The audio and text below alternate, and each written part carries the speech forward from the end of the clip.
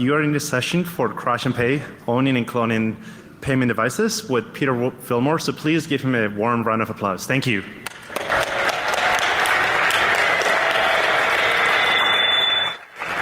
Great, thank you. Today I'll be working on contactless card devices, and more specifically devices where you're doing payments through them.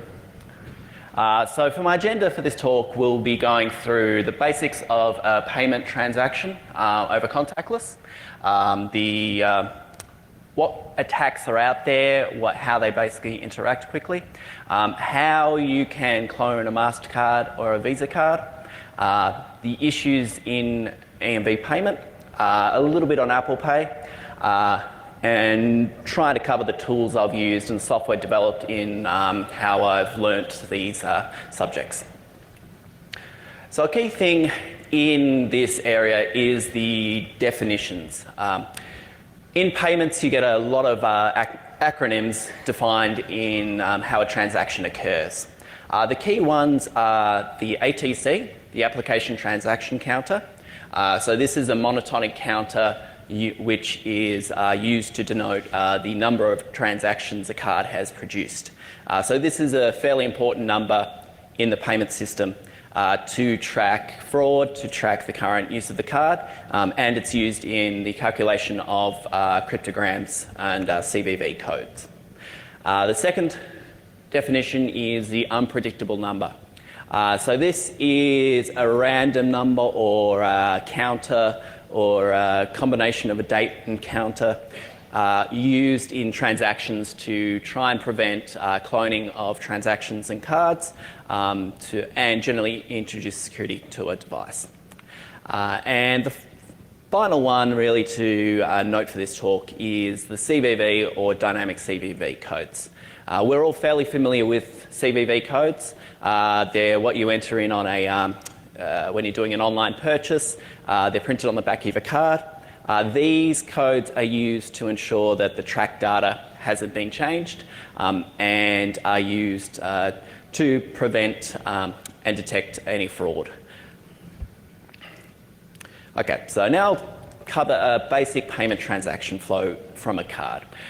So for this talk, I'm going to go more at a higher level than normal for contactless cards. The lower level stuff is similar across all ranges of cards. You'll find that there's Type A and Type B standard ISO cards. At this level with the payment transaction, it doesn't matter what type of card at this point it is, we're going higher level bytes in a transaction. So the initial transaction is all generated from the terminal. So the terminal is the item that basically drives the payment flow. It tells the card what it needs and what to do and what to return. The card responds back with fields determining on what the actual command from the terminal was. So this can be, for example, a list of tags for information for a transaction, or CVV codes or static records delivered from the card. So in this case, you see the initial transaction flow. This is the same for pretty much all EMV payment cards.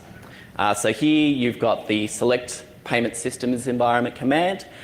This is standard across all MasterCard, Visa, American Express cards in the NFC specification. This is where the terminal is indicating it wants to use a payment card and it wants to use the payment system on the card. The card will respond back with its payment directory. This is indicating what the card supports. So it can support, normally you'll find a card will only support one type of account, so normally a debit or a credit account, for example, but it is out there in terms of cards can be a debit and a credit card integrated into one. In this case, this card was only a credit card, so it's basically responding back with the MasterCard, I think, AID. The terminal then selects that application ID. and then we send back a few tags required by the terminal to undergo and verify transaction details. So this is the FCI, the file control information. So that's the selected application ID and the PDOL, which is a processing data options list. So this provides a list of data that the terminal needs to send to the card to perform a transaction. Things like what the card supports, what the transaction parameters are. Following on, the Get Processing Options list uses the PDOL list and the terminal will glue all these fields together. In the case of a MasterCard transaction, you'll normally find that's a zero length field, so that's 8300. In the case of a Visa card, it's a number of other fields in there. So generally you're looking at what the terminal supports in terms of the transaction, currency codes, unpredictable numbers, that kind of thing. The card responds with the application AIP and the application file locator. The AIP is a set of bits that indicate what the card supports. So what modes the card support in terms of the verification, does it support backwards compatibility modes, that kind of thing. And then after this, we generally go and start reading static records from the card. So in this case, we're doing the read record 1.1, which is short file indicator 1, track record 1. And you can see here that we've got a lot of data coming back from the card. So for this selected in the EMV standard, normally you'll find this is where you get your track 1 data. So your magnetic stripe equivalent data, that kind of thing from the cards. All these commands are pretty much the same across all brands of card. So for a MasterCard magstripe transaction, we perform a cryptographic checksum after this. So this is specific for the MasterCard operation. A MasterCard magstripe transaction is a legacy mode that we'll discuss further on, where we're trying to integrate an older system into a new EMV system into older payment networks. So here we're looking at generating a cryptographic checksum based off the unpredictable number, which is in the red on the terminal. So the terminal sends out the unpredictable number, which is 4 bytes. The card then sends back the CVC3, which is your dynamic CVC code, and the application transaction counter.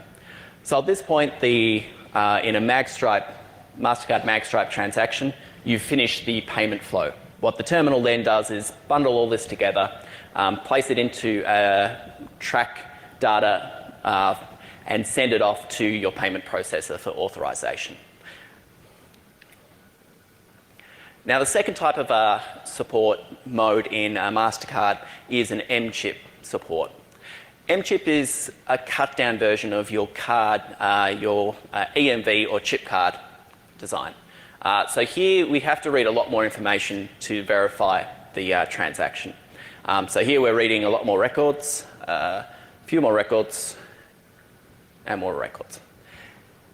These generally, you can see here that you're sending public key and certificates and signed data at this point. So here the terminal is requesting the ICC public key. The ICC public key is used to encrypt and create a challenge, which is then sent in the transaction as well and verified. This ensures that nothing has changed on the card and is fairly standard EMV process overall. So the final thing with an M-chip transaction is that you generate an application cryptogram. The application cryptogram is a signature performed by the ICC private key and sent to the terminal for each transaction. The idea behind this is to ensure that you've got a dynamic signature on the data sent from the card and ensure that the transaction amounts, currencies, the application transaction counter are all signed in a transaction. So the issue with this is that you need to have 2 modes in a MasterCard. In this case, you have a legacy mode and the newer mode. The newer mode generally is the more safe mode, but requires a lot more information to be sent over a wire. So for now, I'll go over the different kind of attacks that are out there in terms of what is realistic and what is more theoretical.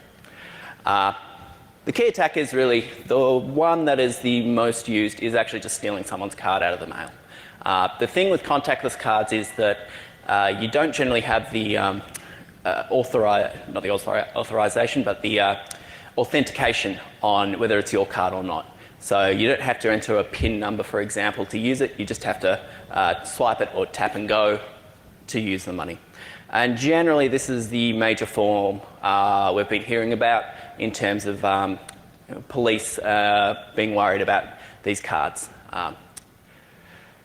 However, you are limited by the transaction amounts with these kind of cards as well. So it's £20 in the United Kingdom, $80 in Australia, and in the US, I think it's $20 before you have to insert the card. So you generally have a limit of the amount of losses you can take out of a card. The second form of attack is a relay attack. In an EMV system, you don't have any bounding properties. So someone can read your card and have the transaction go across continents to another terminal.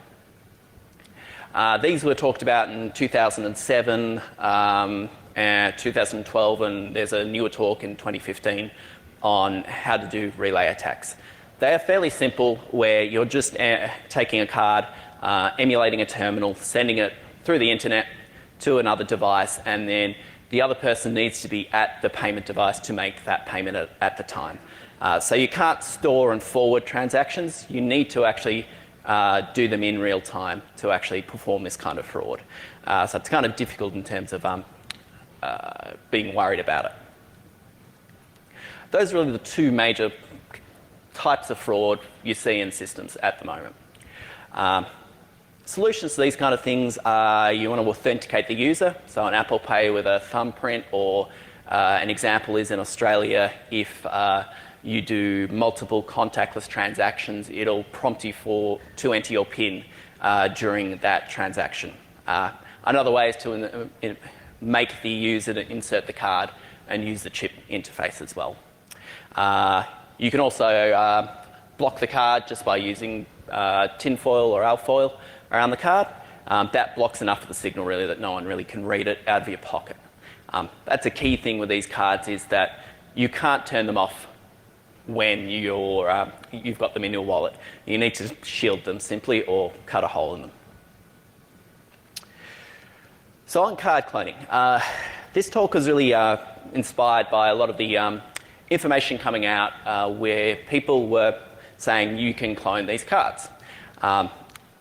I wanted to basically talk about that in terms of what can you really clone? Can you clone them or not? My thought was no. I thought that there was enough protections in place and the cards are generally well made that you couldn't. The reason I thought this is that the chip card interface and the NFC interfaces can be thought of a mini high security module. They're really well tested. They've got a small attack surface, and they're pretty heavily lab tested in terms of the card manufacturing. So you've got semi-formal design, side channel attack analysis, and very small amount of API you can access in terms of fuzzing and that kind of area. You've also got cryptographic keys embedded in these cards. And these keys generally are derived for that card to ensure that even if you broke open the card and obtain the key, you only get the keys for that card, not across the whole range of devices. Additionally, you've got dynamic signatures on transactions as well. So here is the list of different fields used in the M-chip mode or the EMV combined data authentication modes. And you can kind of see there's a lot of information provided and signed in these in the information that's sent off for the payment system. So you've got amounts, unpredictable numbers, transaction areas, and dynamic numbers as well in a signature. Now you do have issues in terms of for the cryptographers out there with the types of algorithms used. Because these systems were proposed and written up 15, 20 years ago, you're looking at cryptography and hashes that are generally not seen as being ideal for use. So in a card, you'll be using SHA-1 hash, and normally the private keys will be an RSA 1024-bit key. And that's fairly fixed in the industry, and it's probably not the greatest thing, but that can be covered for another day. So I thought, well, you probably can't do it. The way the standard's written, when you go through the process, it seems fairly well put together in terms of the cryptography and the operations used. But then I found a paper by Michael Rowland and a talk which discussed transaction cloning, and more specifically around how you can store and replay transactions from cards, and especially contactless cards. The reason behind this is because you need to have these legacy modes to support older networks and payment processes. And as such, the MasterCard, Visa, the large companies have implemented these legacy modes to ensure that we can use our cards wherever without too much hassle. And the issue with these legacy modes is that they're very significantly cut down compared to a full chip EMV solution. So these legacy modes, in MasterCard, it's called a magstripe mode. For Visa, it's a dynamic CVV, or more modernly, a CVN17 mode. So we'll go on to cloning transactions. So how would we clone a transaction? On magstripe mode, you want to generate track data that's similar to a system. So in this mode, we're basically making a dynamic CVV and inserting that into regular track data and sending that off. So traditionally, you'll have a track field as pictured below, where you've got name, discretionary data, the service code. In the case of a NFC card, you'll find that the name's normally blanked out, and your discretionary data is used to store the values to calculate the dynamic signature with the code. So you've got your application transaction counter, you've got the unpredictable number, and you have a issuer initialization value. You encrypt these, you then truncate it, and you fit it into the discretionary data of the track. The issue with this track data is that it's a limited field. You're generally, because you're using old systems and old equipment, they will have a fixed length, normally 80 bytes or so, or lower than that, depending on how they process transactions. So you can't throw a whole heap of information into the track data. You kind of need to truncate it and process it so it gets performed correctly. So the issue with the MasterCard magstripe mode came about because of these limitations. So the unpredictable number, when I originally thought was secure, I thought that was a binary field where we were fine because we've got 4 bytes, and you're looking at 4.2 billion or so errors. So this 4 bytes basically then has to be binary coded decimal. So then 10 to the 8, 100 million, that's fine. However, the issue is you need to also limit the size of the data in the magnetic stripe. What this means is you're limited by the number of fields you can use. So in this case, you've got a UN length of 2. In that case, that's 10 to the 2 values, which means there are only 0 to 99 numbers for the unpredictable number. And this is set by the issuer on the card. So the issuer sets these fields on the card when they actually generate the area. So in this case, it's the K track is non-zero bits, so the total size of the bit minus the T track, which is the number of bits that have been set, and that gives you how much room you have for the UN field in the discretionary data. So this is where the issue comes around. Because of the fact you're taking what is seen as being a random number and you're reducing the length of it to fit in these older systems, it actually introduces the ability to clone transactions. And now my clicker's not working. Great. Okay, so how to clone a transaction? Firstly, you read and copy the records. You can then generate a dictionary based off the compute cryptographic checksum. So this is where you basically send a whole heap of these commands to the card when it's in the reader field, such that you can then generate a dictionary to look up the appropriate field in the future. This will increment the application transaction counter, but as I've tested in the actual field, it doesn't actually matter in certain payment processes. You then flip the M-chip support bit, so this is tag 82 on the card. That indicates that the card only supports a legacy mode in this case. So on the Android application I made to do this, I just flip that bit and now it will be defaulting to that area. After this, I can then go to the terminal and replay the stored records. So I initiate the transaction, hold my phone up. The application then looks up the unpredictable number in the dictionary and replays it back for the transaction.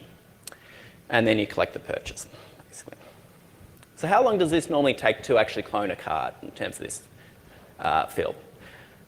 In this case, I made an application here to actually give you the amount of time it normally takes to do this, to calculate these amount of transactions. So if you want to do 100 compute cryptographic checksums, it takes around about 25 seconds or so. Actually less than that, 20 seconds. In the case of 10,000 transactions, you're looking at 25 minutes. So this is each time you add an extra decimal place, you're adding a large factor of time on to actually clone the card. So hopefully so I pre-recorded the demo for this because I didn't want to bring the whole terminal with me. But hopefully this can show you now how quick it is. Okay, so this is my payment card at home and the application on here. So this is just a stock Android phone here. And then I programmed it to do this dictionary. So at the moment it's generating a dictionary and storing it on the database.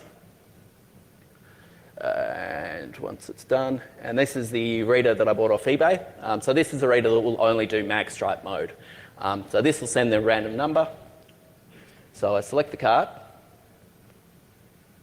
and hopefully it should be okay. And when you beat the card, it should say, oh good. Yeah, so that's a transaction, simply put. That's how quickly you can actually perform this kind of cloning. And the good thing about this kind of attack is that you get multiple times to use those records as well. Because as long as if the terminal sends out a low random number, then you're sending the lower application transaction counter. So I've found on average, I get maybe 3 goes at it before it's above the application transaction counter of the current card, and so I can't generate it. Additionally, you can stop the transaction, for example, and force it and just keep doing transactions over and over till you hit the random number you want for the correct generated CVC code. And the issue with this is that it's actually built into the MasterCard system. So this is off the M-chip requirements, which was published in 2013. And they require that the unpredictable number is must be at least 2 digits. Generally, the issue with these kind of requirements is that you can say 2 digits, but most of the time the issuer will probably set it at 2 digits because they read 2 digits. I've seen 2, 3 and 4 normally. 4 is on a better card. You want a 4-digit card, for example. So the fixes for these kind of attacks is that the ATC, the application transaction counter, will jump in the field. This means that you can detect it on the processing side. The issuer should prompt for a second factor of authentication if that jumps. So if it goes off and tries to do the payment, it should go back to the terminal and basically ask for the customer to authorize it using some other method. And generally, the payment processors should basically reject anything that isn't an M-chip transaction. At this stage, it shouldn't be that we have to support these legacy modes, simply put. So, cloning a Visa, basically. The issue with Visa are that there are a number of different modes that they have implemented over time. The original legacy mode was the dynamic CVV mode, and this was updated for a cryptogram CVN 17 mode after it was recognised that that was a terribly broken form of generating a code. These are set by the TTQ, which is the Terminal Transaction Qualifier, and this basically sets these different modes according to what the terminal supports. So here we have a terminal telling you what it supports in that area. So in the case of a DCVV mode, it's a really simple transaction. All we do is the initialization, the selection, and we then do the read record. And that will return track data with a CVV code embedded in it that should be dynamic. The issue with the DCVV algorithm, which was patented, is that you can see here there isn't any random number being input into the algorithm. So here we've got an application transaction counter, the primary account number, but there's no random number or any randomness to it. What this allows you to do is clone very easily. All you have to do is copy the records, set your magstripe bit on the terminal to magstripe mode, and then you just have to replay the records. You don't have to generate 100 different transactions or have it jump application transaction counters in it. So for the demo, it's a lot quicker than the other demo. So here is a demo using a common Visa card. So I bought this prepaid card to test with, and so naturally it doesn't read very well. But once you actually does connect it to the reader, it just works basically. It's a lot quicker. And the thing with this card is that it's a static CVV as well. So they're not even dynamically doing the CVV. They are basically setting it to a static value. And in Visa's documentation, that was fine. Fortunately, they're phasing out these modes on Visa's side. So this was written, I think it was 2008, where they're phasing out the cryptogram version for newer numbers. The key thing is the issuer of the card can disable these modes. So they are disabled generally in a Visa debit card. So the Visa debit cards I have won't actually support magstripe or legacy modes. Additionally, they made a newer mode called CVN 17. So this is where we are actually generating a cryptogram separate, which isn't embedded in the track data. So we have to send this separate from the command. So in these issues, generally, you have a huge amount of problem with the terminals. The issue with these terminals generally are for contactless terminals, for the standalone EMV chip terminals, is that there's a lack of physical security protections in them. There's a lack of software security protections in them. The device I got off eBay, but in this case, it had exposed JTAG ports. The manufacturer was nice enough to send me the firmware, which was unencrypted and not signed. And so I could change anything on that firmware and upload it to the device and have it do what I want, simply put. And this is common across most of the contactless readers you'll see. They are off-the-shelf processors with inbuilt debugging facilities that are easy to access. There's nothing really to stop you from changing the code on them without any undue effort. Additionally, unpredictable numbers are a real issue as well. These are integral for EMV security. However, they're not defined to be from a cryptographic random number source.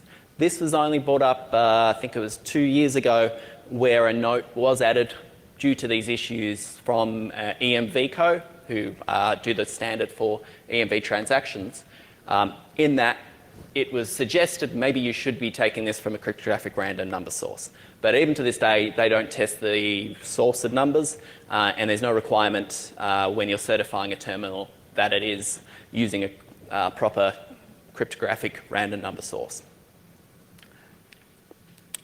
So now I'll cover Apple Pay. Generally, Apple Pay, as we all know, around the last year or so, is the dominant form in the US for your contactless transactions. The hardware used is a fairly nice system compared to a lot of others I've seen. Key thing is this NXP 65V10 chip. This has a processor on there to perform the contactless transactions, and separately it also has a secure element chip in the package. So the secure element chip holds all your sensitive data. So this is where you're putting all your cryptographic keys and information that is read by the contactless processor and sent to the terminal for it.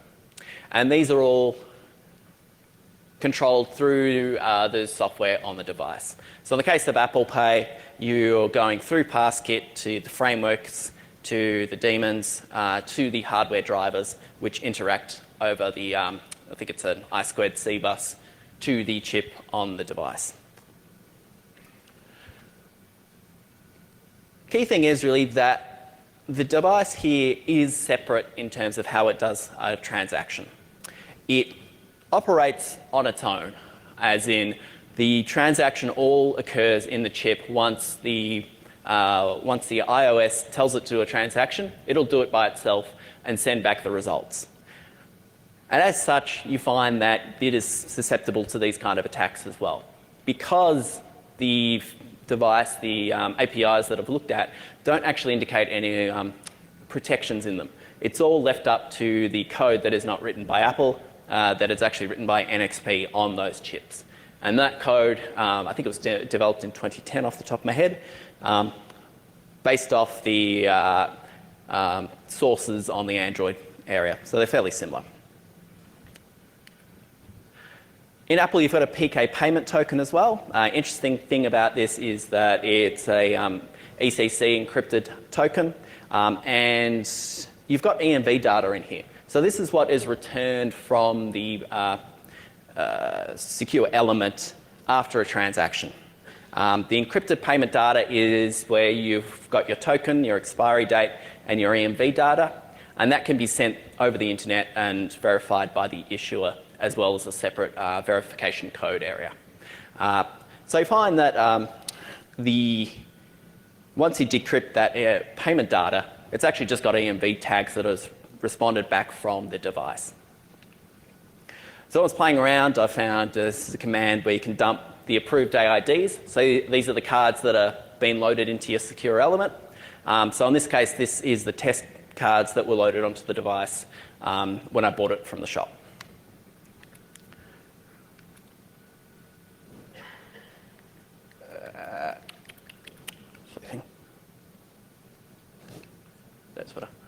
So it is vulnerable to these attacks.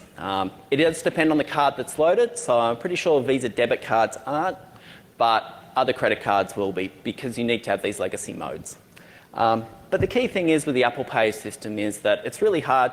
You need to force someone to do the transaction. You need to enable the card to do the transaction and scan it to perform it. So just don't jailbreak your device if you want secure payments kind of thing. Additionally, if you're over a contactless limit, they offer this consumer device card holder verification method, which basically gives you a separate method over the internet, which is in conjunction with your traditional CVV codes. So that means your magstripe mode can also use this CD, CVM to ensure that they know that transaction's going through. So generally, Apple Pay stuff, I find it's a lot more secure than your cards that have been sent out to you, due to the fact the card's not always on.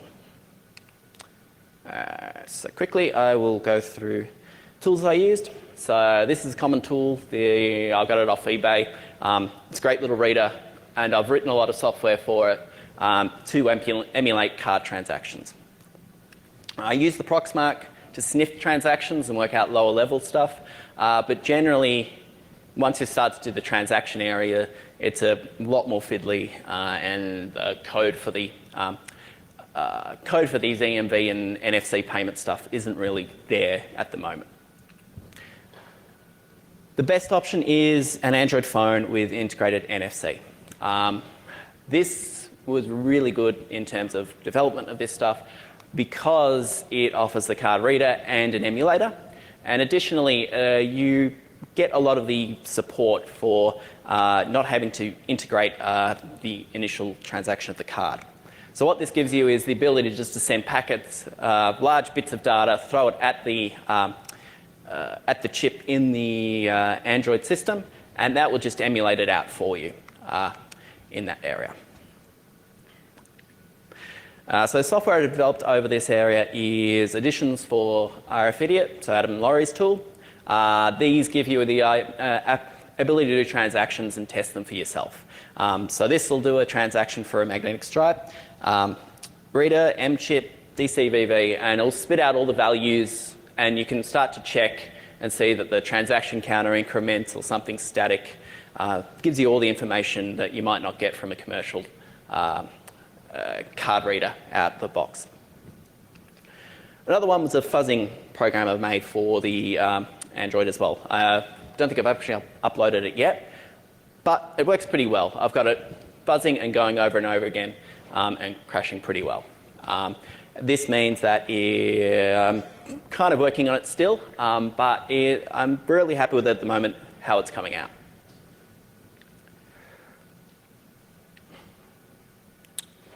Okay, so finally,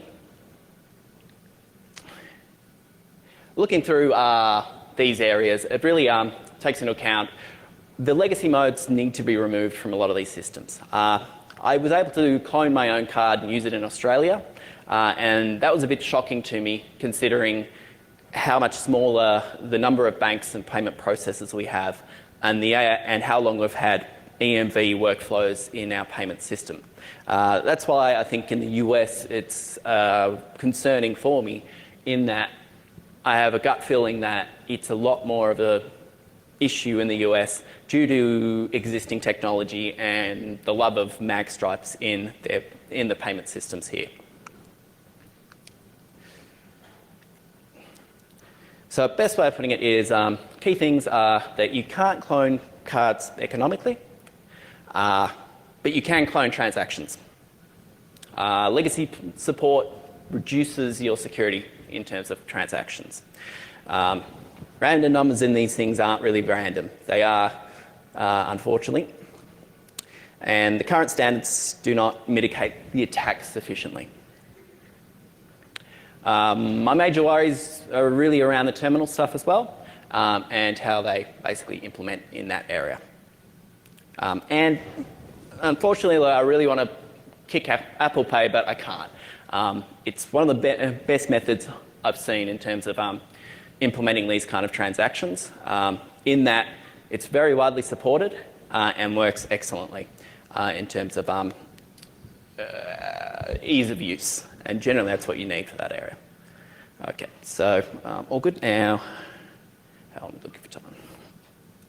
Okay, so I think that's all done. Okay, so thank you. And does anyone have any questions?